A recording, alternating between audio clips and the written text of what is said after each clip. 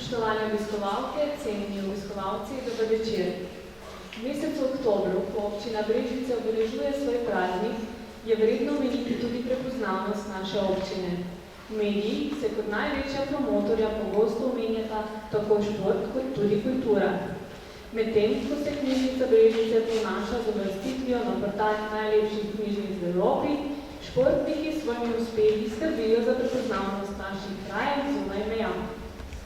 Kakšna je pot uspeha, kaj se vpliva na njo in kdo so ljudje, ki stojijo v ozadju, nam bodo razkrili naši današnji gosti. Severin Lipovšek, Rok Kerin in Primož Kotnis.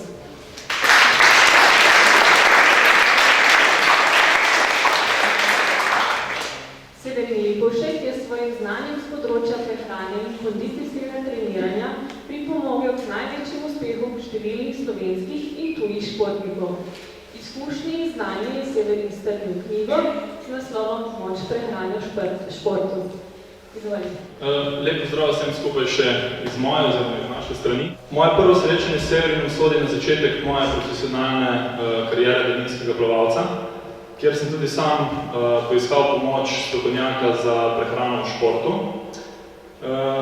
Tako sem že od samega začetka, poleg izdelave jedilnikov, metode prehranjevanja in načina uživanja določenih hranil, dobival tudi veliko informacij, za katere se nisem mislil, da so tako nujno potrebne.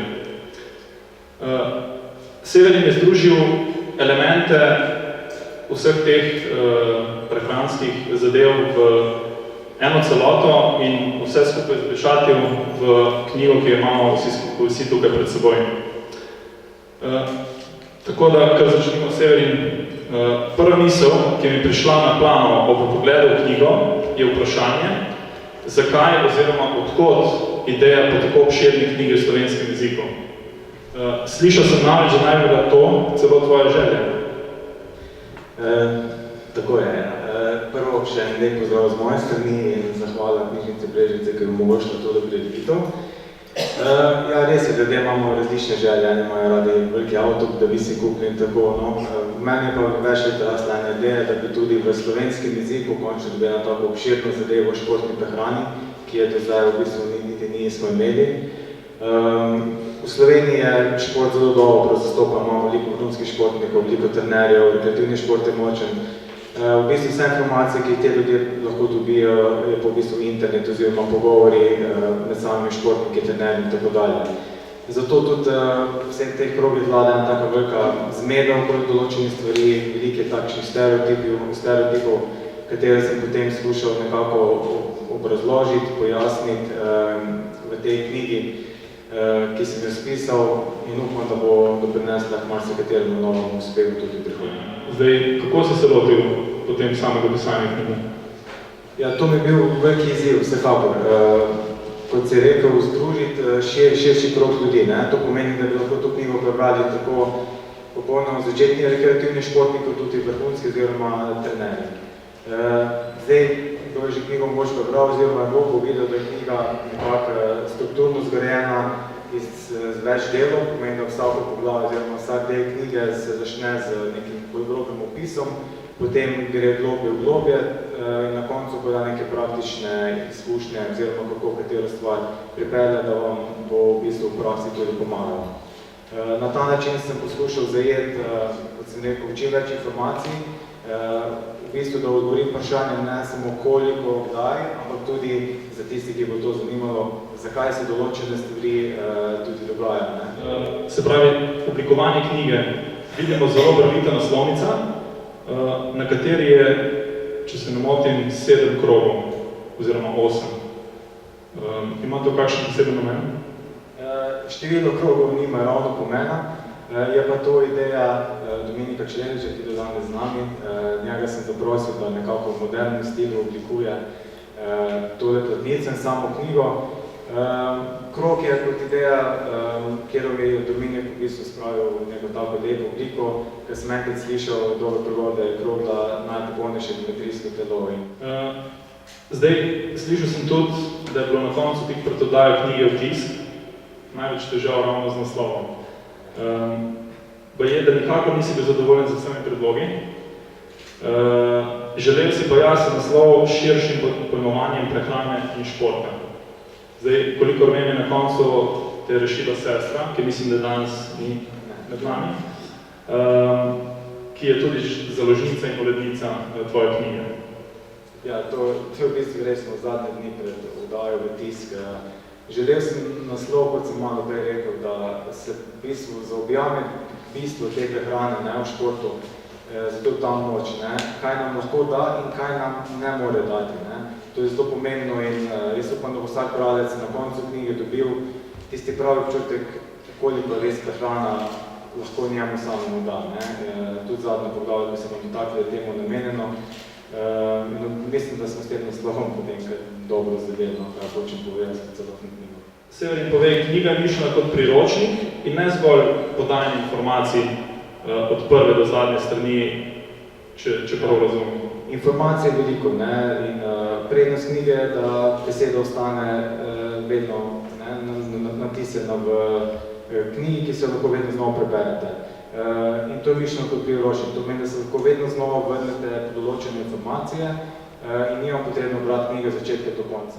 Sej, tu moram tudi sam priznati, da ko sem začel brati knjigo, me je že v prvem poglavju, tako kot da je me nekdo dobro udaril, ko sem se zagledal to same strokovne izraze in sem se res kar malo zbaval, ampak moram reči, da na koncu je pa podajanje teh globokih strokovnih informacij nenazadnje zelo uporabno in dobrodošlo. Nenazadnje tudi meni zdaj, ko sem na začetku trenerske poti v svoji plavalni akademiji, tako da mislim, da tudi ostalim bralcem. Ja, zdaj tako prvo poglavje, predvsem takim rekreativnim športnikom ni potrebno brati. To je poglavje o sami fiziologiji, ker vem, da bojo to knjigo brati tudi kakšni študenti oziroma trenerji, katerim priporočam. Takšne informacije sem tak na zelo skopen način, čeprav zgleda malo strokovno predstavil čisto tako osnovno fiziologijo. Samo tiste dele, ki so v bistvu osnova prehranjevanja, ker vso prehranjevanje, ki ga izvajamo na športnikih, ima svoje bistvo, jedro, prav v fiziologiji našega telesa. Sem bil pa toliko bolj vesel druga poglavja, ker govori v bistvu o hranilu, ki pravzaprav niti ni hranilo, to je voda. Jaz sem kar napisal, da je voda kot hranilo, čeprav voda ni hranilo, voda nima kalorične vrednosti, vendar namensko sem dal vodo kot tisto prvo pravo poglavje. Zakaj? Vsi vemo, da je večina ljudi tudi, ko so neaktivni, so dehidrirani, kaj pomeni, da ne vnašajo dovolj vode v svoje telo. Pri športnikih je pa to še toliko bolj pogosto. Zdaj, zakaj je voda bolj pomembna od hrane? Vsi vemo, da brez zraka lahko preživimo minuto, dve. Takoj zatem pride voda. Brez hrane smo lahko več tednov. In tudi za športnike je voda v bistvu ima prednost pred hranjenjem in zato jaz smatram kot hranilo.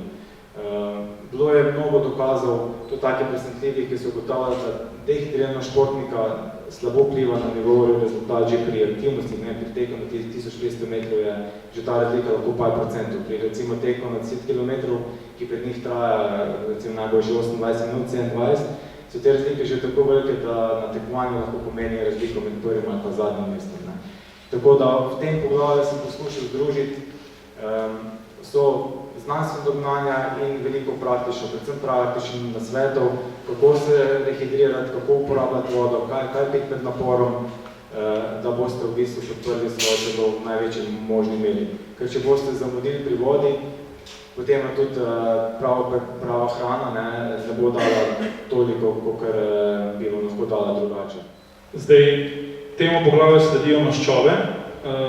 Tu gre mogoče za najbolj kontroverzno hranilo, nekakšno prekleto zlo, v navednicah sodobnega hrane v zadnjih desetletjih, ki je konec koncev tudi krivec za mnoge zdravstvene težave. Zanimivo, ti po maščobah pišeš zelo pozitivno. Ja, jaz imam maščobe zelo rad. V bistvu, kar so maščobam mediji napravili oziroma medicina v zadnjih 20 letih je zelo krivično, mogoče 10 teh glavnih hranil. Sami veste, da je 20 let nazaj prišel tisti boom, low fat izdelki, ne maščobe, ne tisto, ne to, vse, kar je masno stran. To so prvi naši Američani to začeli delati, v največji možni meri, kar se je zgodilo, ljudje so začeli postali čelati debelejši. In potem so na medicinski krogi videli, nekaj pa narobe. Tako da maščobe so izjemno pomembne, zato jih naše telo tudi tako dobro shranjuje, kar za športnike v bistvu niti ni dobro, ima pa svoj pomen. Maščobe tudi zravno pravljajo ogromno pomembnih funkcij, predvsem imunskega sistema, hormonov in tako dalje. Tako da zadosten nos maščob je za športnike nujno potreben. Mogoče ena anekdota, Primož, lahko ti poveš, kako smo s tem maščobom uporabljeni, ker je malo bolj. Ja, lep pozdrav. SEF je torej moje nutricijske nekaj let, torej z njim smo dosegli najboljše rezultate. In glede maščob je bilo res na jedilniku ogromno tega, torej predvsem torej pred obrokih, po obrokih, torej šlo je vse na žlico, torej maščobe so se uživali ne preko kapsul, ampak kar torej smo kupili ribje olje, laneno olje in kašek, v glavnem se je takšnih in se je to kar na žlico uživali in takrat nekako to se je izkazalo kot zelo dobra kombinacija. Predvsem ideja je, da v bistvu ta teorija, da če vnašamo več maščob, da bomo bolj debeli, ne velja. To vsekako ne. Torej takrat sem sigurno dosegel najboljšo definicijo svojih prijatelja. To žargonu pomeni odstotek najbolj po telesne maščobe, ima športnik, ne oziroma človek. Takrat so me punce najbolj gledne. Zdaj, glede na to, da smo ravno v času, ko bomo marsikdo doma med nami bo imel koline, kaj pa ti zagovarjaš, domač svinjski kare ali pišanca iz supermarketa, ko ga vzredijo v 3 mesecih? Dobro, to je nekaj zelo kompleksno govor. Piščanec, ko lahko pustno meso, naj bi ga športniki uživali. Zdaj stvar je takšna, ta piščanec v supermarketih ponovadno se zredi v 3 mesecih. Napram enem, recimo, če imamo prašiča, sploh če bi bil bolj ekološko zeljen. Čeprav vsebuje več recimo nasičenih maščob, je verjetna kvaliteta tega mesa povsem druga kot piščanec. Vendar vedno nimamo te možnosti, če pa imate, pa lahko brez skrbi enkrat na teden, pa koliko že tu zaužijete takšnega bolj domačega. Naslednje poglavje v tvoji knjigi so ogljikovi hidrati. To je tudi eno od hranil, ko sem jih jaz največ užival kot vrhunski športnik. To je bilo po principu, tako mislim, da bo tudi ostala velika večina pašta najboljše. Zdaj, v mnogih športih, ki trajajo relativno kratek čas, pa so ideje o nosu ogljikovih hidratov zelo različne. Naprimer, bodybuilding. Zdaj, če primerjamo razliko v nosu maščob na posamezni športi, pa tako ni tako ekstremno velika. Medtem ko pri ogljikovih hidratih so pa te razlike kar velike. Zato sem prej na začetku omenjal, zelo je pomembno, oziroma zelo različno je, koliko ogljikovih hidratov športnik vnese v telo. Za vse, ki ste aktivni, lahko takoj povemo, če tudi ste v fitnessu ali bodybuildingu. Ogljikovih hidrati so v bistvu tisto glavno gorivo, premium gorivo za telo in pika. Tukaj drugače ne gre. Predvsem v bodybuildingu pa fitnessu je veliko teh diet, ki se izogibajo ogljikovim hidratom, ampak njihov namen je malenkost drugačen. Vsi, ki pa ste ali vzdržljivostni športniki, ali pa trenirate kateri šport kombinirane, to so igre žogov in tako, pa morate biti zelo pozorni na vnos ogljikovih hidratov. Zdaj, kaj med samim naporom uživati? Tukaj so razlike zelo velike, večinoma pa je, da so napori, ki niso daljše od 1 ure, lahko pijete samo vodo. Tako da vsi tisti, ki se ukvarjate športom krajši čas, 15 minut, pol ure, ne rabite kupovati različnih napitkov, oziroma lahko si tudi doma pripravite, če že nujno potrebujete. Zdaj, ostalo nam je še zadnje makrohranilo in to so beljakovine. Sam osebno sem pri prebiranju tega poglavja nekako dobil občutek, da ti poizkušaš oziroma favoriziraš prav beljakovine, pa me popravi, če temu ni tako, v prehrani za vse vrste športov, hkrati pa svariš, da kilogrami mesa dnevno ne bodo prinesli rezultatov, celo več, da takšno početje lahko zdravje celo škoduje. Vse v bistvu so vsa ta hranila sporna, to je beljakovina, verjamem, da ste že veliko slišali. Pri športnikih pa še posebno, tle meja med medicino in prakso je kar zelo velika. Beljakovine so za športnika zelo pomembne. Pomembne so v bistvu za, tako kot ostajajo, za vse ljudi. Razlika je samo v tem, koliko vi trošite svoje telo, in v bistvu kjer je športu. Živostni športnik troši beljakovin malenkost manj, nekdo tako je Primož, pa bodybuilder troši tega več. Zdaj, veliko ljudi pozablja, veliko jih misli, da so beljakovine samo mišice v našem telesu. Niso. Naše telo, če bi mi izsesali v vodo, tisto, kar bi ostalo, je več kot polovica tistega so beljakovine. Beljakovine so tako mišice, kot vsa tkiva, vsi encimi, veliko hormonov, vse to so beljakovine. In te beljakovine se, ne vem, če veste, 99% vseh celic v našem telesu zamenja v enem letu. V pol leta se je zamenjal v bistvu že več kot 3/4. To pomeni, da to, kar ste sedaj, v bistvu posledica, kaj ste delali, pa jedli zadnjih pol leta. In kot sem rekel, ker je ta obrat obnove telesnih struktur v bistvu polleten, je, ker je veliko tega telesnih beljakovin, je potrebno tudi imeti zadosten vnos beljakovin. Zato pri športnikih je vsako odstopanje od tega že korak nazaj. Si ravno omenil, da ni potrebno samo meso uživati, ne te še izzovam, kaj pa vegetarijanstvo in šport? Da ali ne? Ja, vegetarijanstvo je šport, ne vem, kateri je šport. Sam sem mnenja, da špica, recimo vrhunski šport za naslov olimpijskih prvakov, to je vegetarijanstvo zelo, zelo težko. Zdaj, to je seveda moje mnenje. Rastlinske beljakovine so in ni dobenega sporno. Sporno je samo to, da se presnavljajo drugače kot živalske, malenkost počasneje. Pojesti moramo, da dobimo isti vnos, veliko večje količine hrane. Zdaj, če si predstavljate športnika, ki je 7-krat na dan, da mora 2-krat več hrane pojesti, že tudi težko poje. Da mogo pa še 2-krat več pojesti, pa nikakor ne gre. Problem rastlinskih beljakovin, tudi soje, pa to, da niso tiste kompleksne, da rečemo tem popolna beljakovinska živila. Z rastlinskim beljakovinom se da, da ne skombiniram, to verjetno poznate, doseči isto stvar. Vendar to traja, morate več pojesti, športnik pa zato nima časa. Zdaj, naslednja 3 poglavja, ki se sledijo v knjigi, govorijo o mikrohranilih, torej o vitaminih, mineralih ter antioksidantih. Povej, zakaj so pomembni in v čem je v bistvu njihova skrivnost?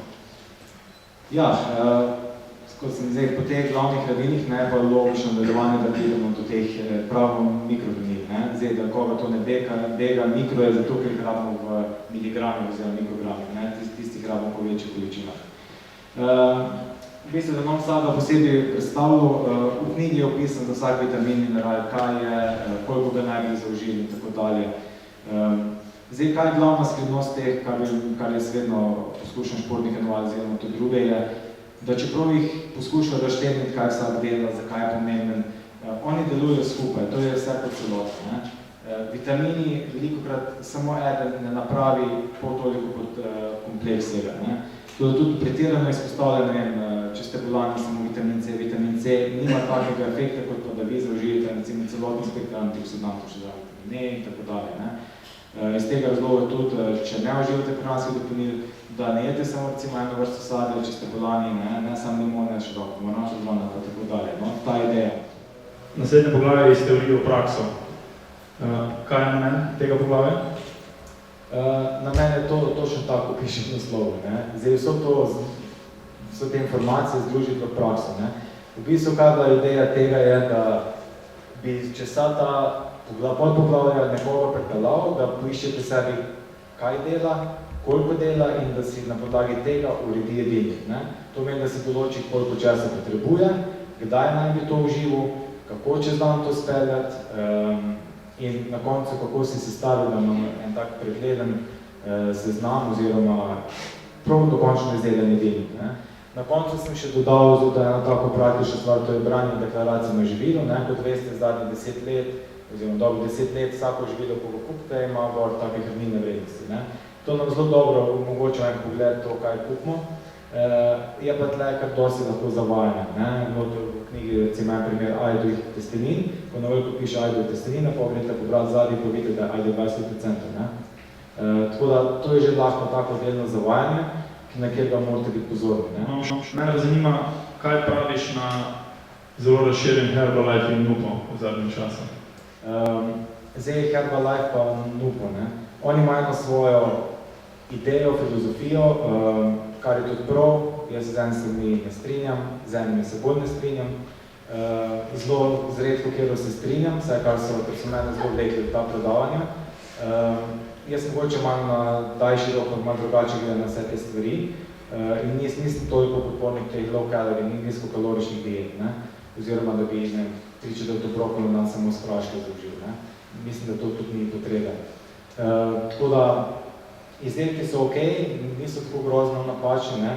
Ampak lahko pa v naših trgovinah, ko imate v Brežicah, dobite zagotovo, če ne celo boljše stvari, samo mali morate združiti, pa eni so tudi združeni že skupaj in dobite sigurno enake kvalitete, pa še kaj več, kot je Herbalife pa Nupo. Zdaj, če imam prav, je tvoja knjiga prva publikacija podobne vrste v slovenskem jeziku, ki natančno predstavi prehranska dopolnila. To mislim, da je res, ja. Ker do zdaj še nisem v slovenskem jeziku našel, recimo, ovake publikacije, pa je bila res obširna na to temo, ne. Predvsem, kar sem s to knjigo želel poudariti oziroma predstaviti, je nek tak široke informacije o mnogih teh prehranskih dopolnilih, da bi se vsak uporabnik lahko potem sam izbral ali zaupa ali ne zaupa oziroma kakorkoli. Ker stvar je tako, da je dokazanih, znanstveno dokazanih, to, kar je tako najbolj zanimivo, zelo malo, ne, na prste ene roke. Da je res, recimo, večino študij znanstveno dokazano, to pa zares pomaga, ne. To jih je na prste ene roke. Prehranske dopolnile pa milijon. Tako da v knjigi imate vsako prehransko dopolnilo, oziroma da poudarim snov, ker meni bolj pomembno, da vam povem, katera snov je kaj, ker ko vi greste v trgovino, pa kupite prehransko dopolnilo, ponovadi piše samo na veliko ime, morate pa v zadnji vybrati, kaj je noter, ne, in nas zanima tisto. Natančno ga opišem, povem, ali so dokazi ali ne, in kom lahko pomaga, oziroma v kakšnih količinah. Na koncu pa sem še nekako razporedil, kako naj bi v bistvu si športnik začel to suplementirati, ne. Zdaj pa še zadnje poglavje nam je ostalo, in sicer nekakšen zaključek knjige. Tvoja misel, se pravi avtorjeva misel o pomembnosti prehrane in prehranskih dopolnil v trenažnem procesu.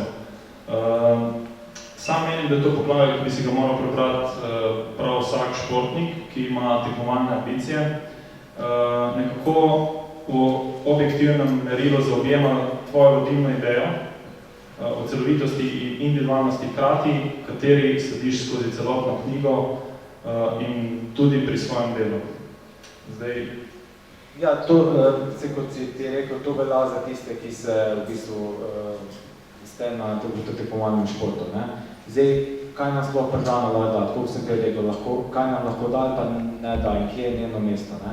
To je čisto moje osebno mnenje v vseh teh letih, kje je prehrana prehranska dopolnila v celotnem tem procesu nekega športnika, ne, to grem zdaj zapravljati za športnike, ki tekmujejo, kje svoje mesto ima, ne.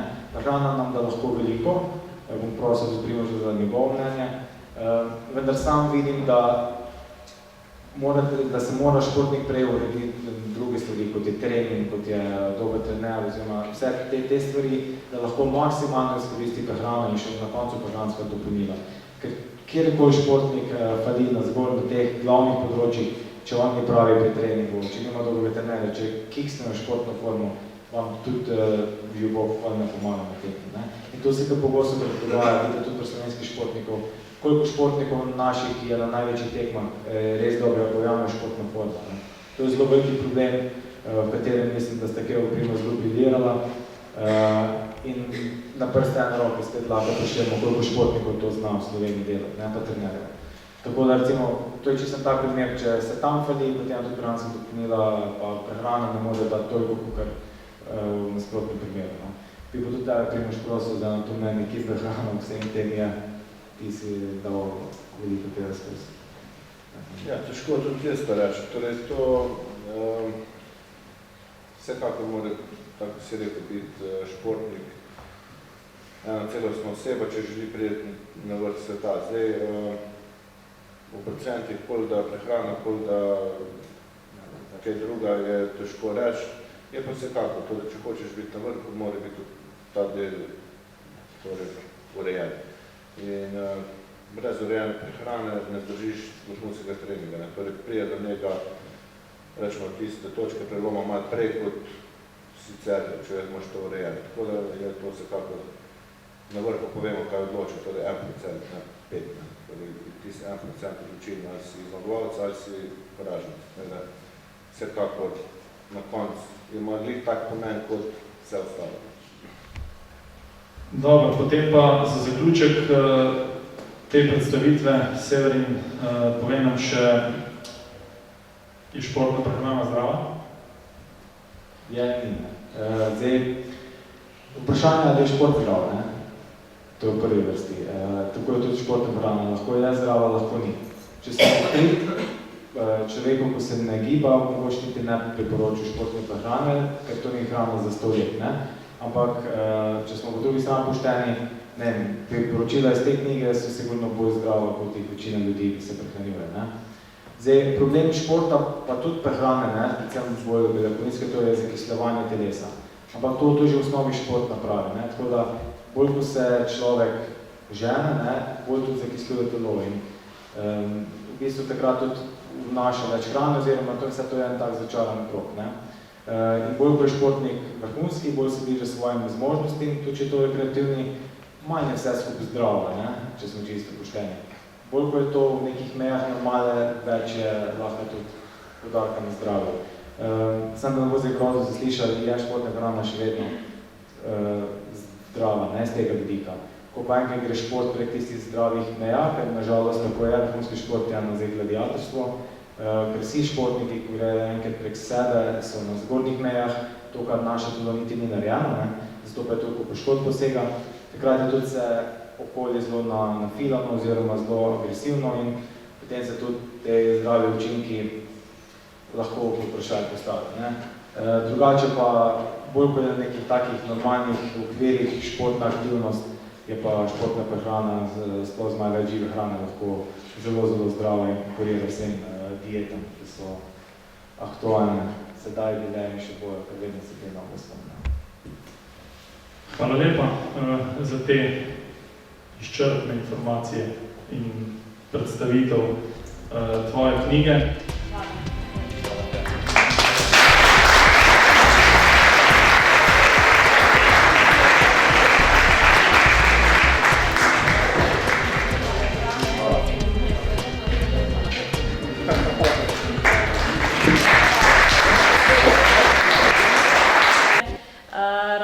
Zahvalila tudi vam, drage obiskovalke in obiskovalci, za udeležbo na nocojšnji prireditvi. Hkrati vam v imenu knjižnice Brežice čestitam ob občinskem prazniku, torej vabljeni zadaj na pogostitev. Hvala in lep večer.